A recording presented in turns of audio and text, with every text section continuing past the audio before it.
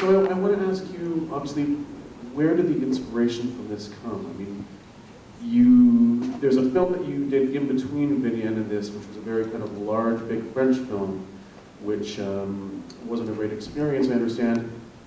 And then suddenly you came, this film actually for me came out of nowhere. I heard about this, we travel around as programmers to film festivals, and we network and liaise with our film festival friends, and someone's like, Fabrice Du Welz just made a film, totally off the radar, low-budget film, went back to his roots, and it was a surprise. Where did the inspiration come for this story and for this project?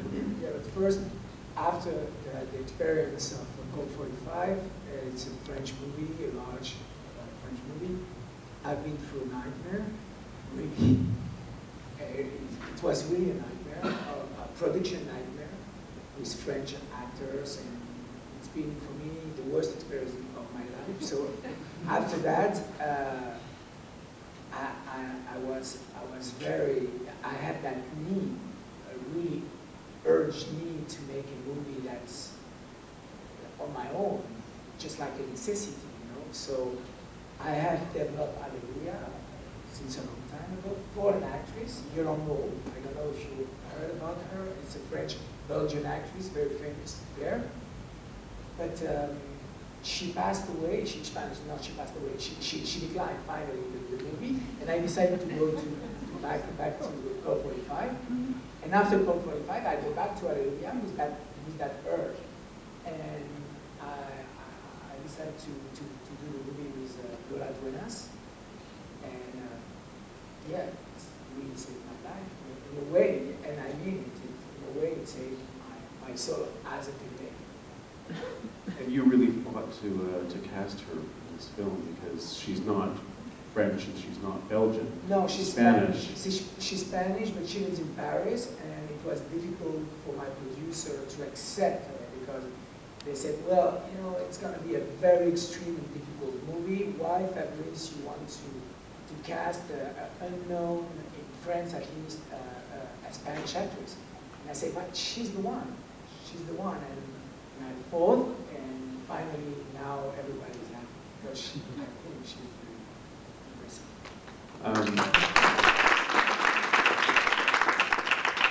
And I also just want to point out that when I saw this in Cannes, this was selected for Director's Fortnight.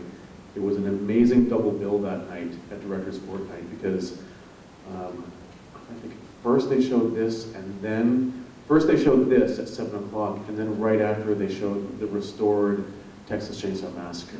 So Alleluia, Texas Chainsaw Massacre, that was a heavenly night. Yes, especially because Texas Chainsaw Massacre is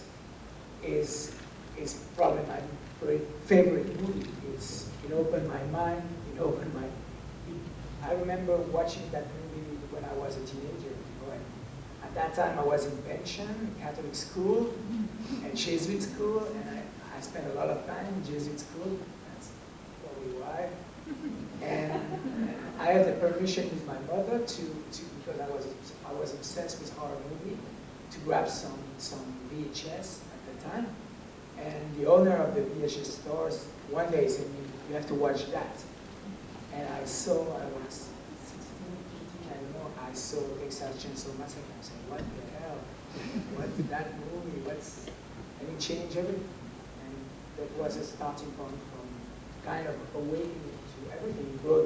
It brings me to Hitchcock, to Benoit, to Bacon, to many, many artists. And so finally meet W. Hooper, spend time with him, would be great. And I think that I also need to point out that your co-writer on this film has done a couple of films that people might know. Vincent? Yeah, of course. Man by Dogs, started with Chile. Yeah, so which I mean, Man Bites Dogs played Midnight Madness here at the Bloor. The first time in North America it played here. And then he also did A Town Called Panic. Yeah. And then he also did a great French animated film, Seek It Out. It's amazing. Ernest and Celestine. Absolutely. And Vincent is my very close friend. We know each other since a long time.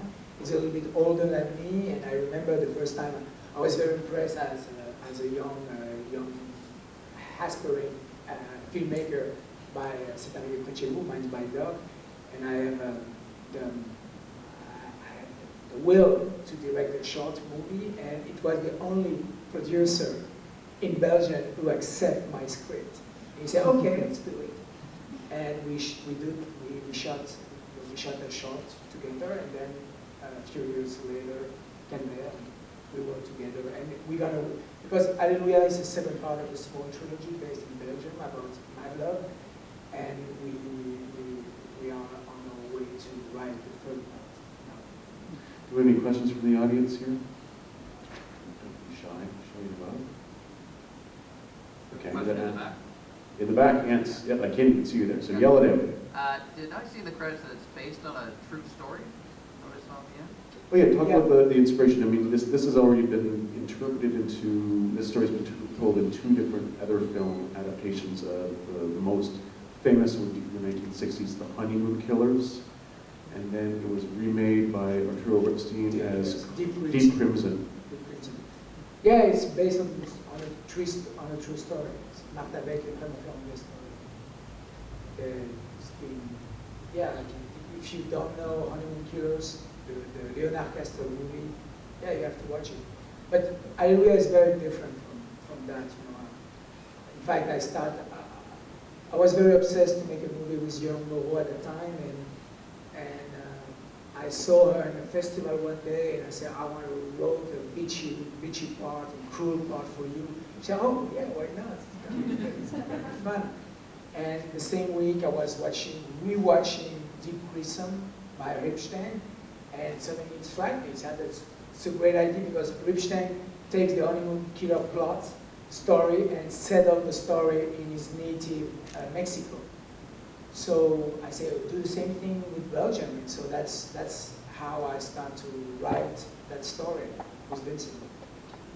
So yeah, if you look up Honeymoon Killers, you'll find all the threads to the actual real murder case. Yeah, because they've killed a lot of women.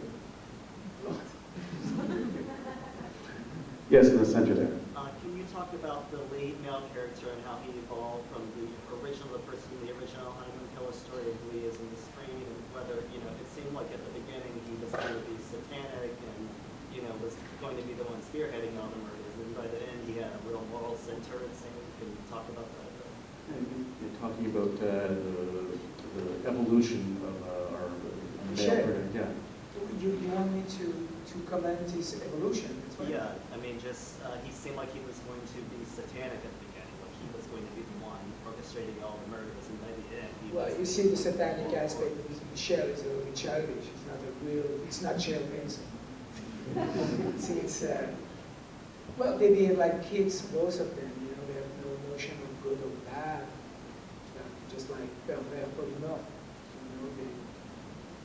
And of course, I was very focused on the evolution, on the arc of the character.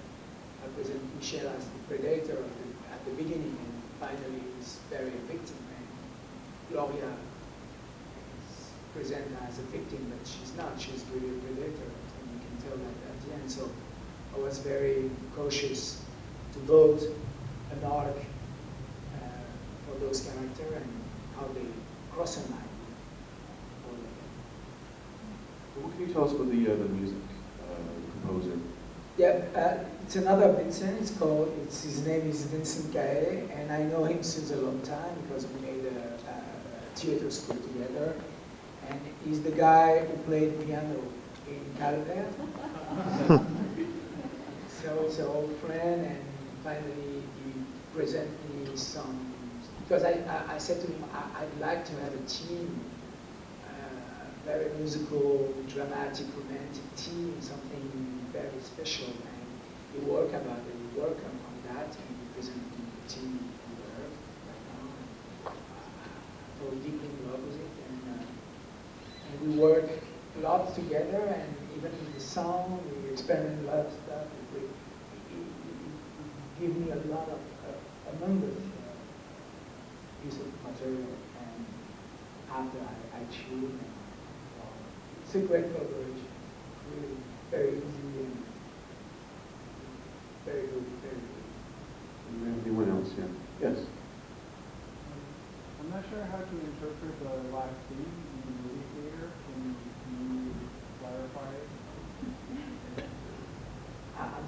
sorry, but I can't do that.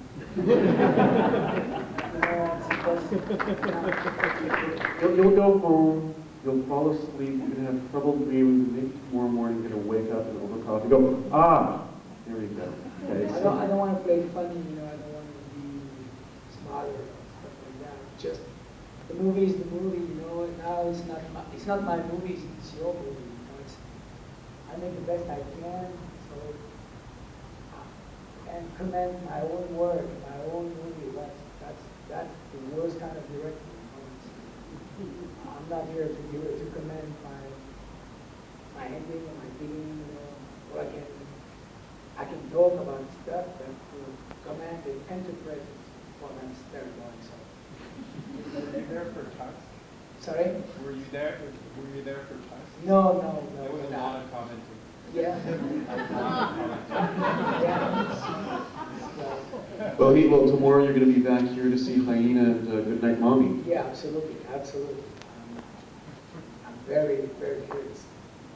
And anyone else on the side here? Yes. My favorite scene is the one where they're in front of a priest and the wealthy woman, and she freaks out and starts crying and laughing at the same time. What did you do to direct her to get her into that place, or did she come up with that on her own? No, I push her. I know her quite well, the old woman, because she used to be my dramatic teacher when I was at theater school. So I know her quite well, so I'm very demanding with actors, but even if I'm sometimes a little bit difficult with them, well, in a good way, I push them, and they always at the end they like me. I don't know why. But I push her quite hard to get that moment, very surreal moment. All that violence is so fascinating, and she's laughing like. Well, that's a very peculiar scene, because at that moment we want to reach a very comical aspect, and Gloria did a great job. So it's impossible not to laugh at that moment. Well, from my perspective, sorry, but because I spend a lot of time in the editing room with that scene, and all the time it was difficult not to laugh. All right, let's hear for Alleluia. Fabrice Du Welz.